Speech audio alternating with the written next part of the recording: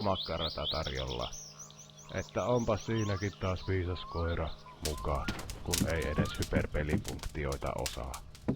En kyllä osaa minäkään, mutta minä en olekaan koira.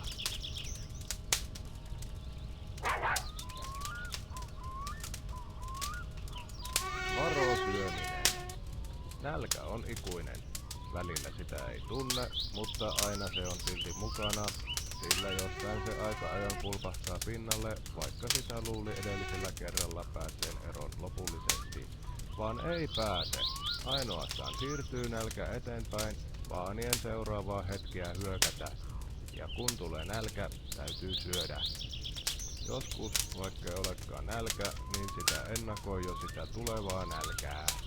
Kun tietää, että se on tulossa, niin siirtää sitä vielä etemmäs tulevaisuuteen.